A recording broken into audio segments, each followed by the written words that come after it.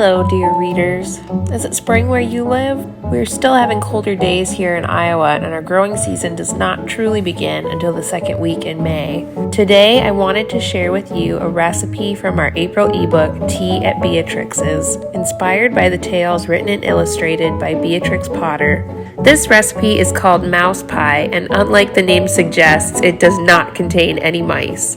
Instead, it is a chocolate mousse pie with a little ganache mouse truffle on top.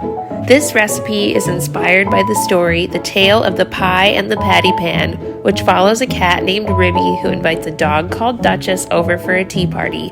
Duchess is not enthused with Ribby's mouse pie that she bakes, so she tries to replace it with a pie made of veal and ham. Trouble arises when she thinks she swallows a pie tin called a patty pan. This tale was written to educate children on etiquette and social relations in villages. It has lovely illustrations of village gardens, cottages, flowers, and was inspired after Lakefield cottages and Buckleyeat Garden in England. Okay, let's get to baking. First, we will begin by making the chocolate ganache for the mouse truffles. Placing a heat-safe bowl over a small pan of simmering water, combine 1.5 cups chocolate chips with 1 cup of heavy cream. Stir until the chocolate has fully melted and combined with the cream. Then remove it from heat and stir every 10 minutes until it has cooled. You can place it in the fridge to speed up this process, and it should be fully hardened before you shape the truffles. Next, make the tart crusts. You will need 1.25 cups all-purpose flour, 1 tablespoon of sugar, and a half teaspoon of salt. Then, cut in a half cup of cold and cubed salted butter until it resembles coarse crumbs about the size of a pea.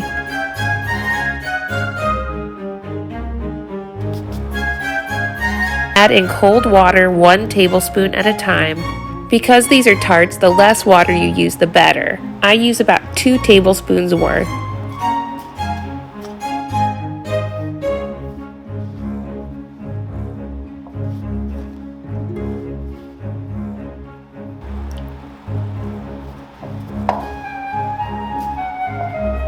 Then knead it together until it forms a solid piece, wrap in plastic, and refrigerate for at least 1 hour.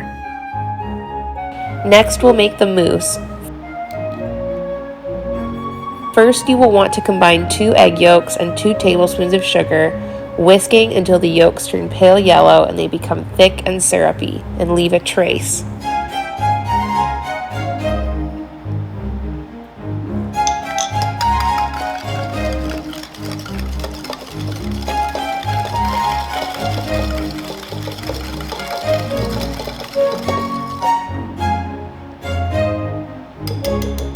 I've already heated 1 cup of heavy cream and half a cup of chocolate chips over the stove until the chocolate has melted and the mixture is blood warm. Pour about 2 tablespoons worth of the warm cream into the egg mixture, whisking to temper the eggs. Then pour the egg mixture into the cream and whisk constantly over medium-low heat.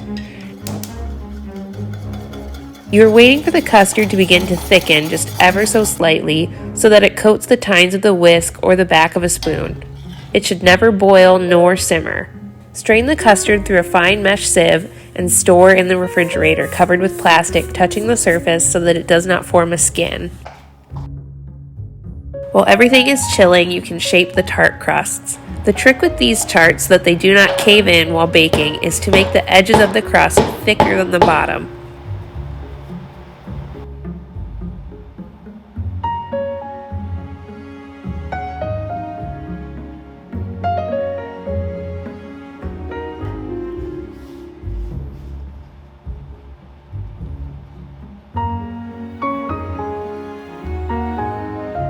I do this by folding the crust inwards and press the seam closed.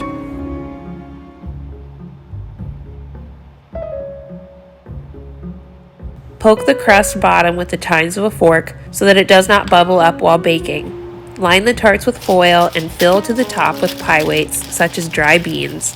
Bake the crusts with the weights at 350 degrees Fahrenheit for about 15 minutes.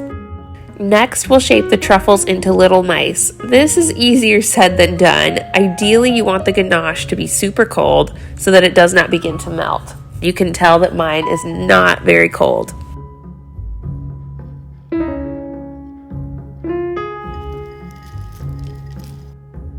For the ears, we use slivered almonds. Then they go into the freezer for about an hour.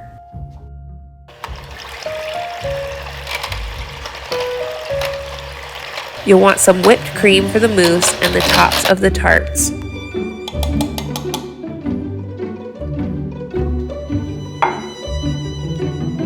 Fold in about half a cup of whipped cream into the chocolate pudding to make the mousse.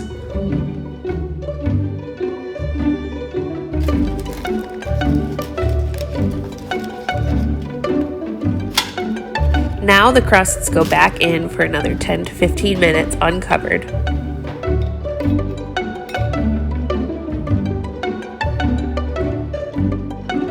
The little frozen ganache mice get coated with melted chocolate and a little bit of oil mixed together.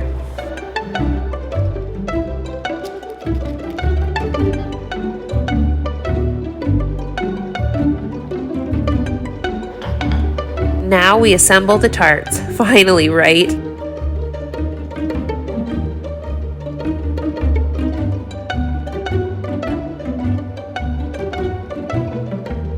For our ebook photos, we made little noses and tails for the mice with melted chocolate. I did not add this for the video because I was running low on time, but it's a very cute addition. This tart is so yummy. It's actually quite light tasting in contrast to all of the cream and chocolate that's in it. The ganache mouse is so cute and perfectly rich.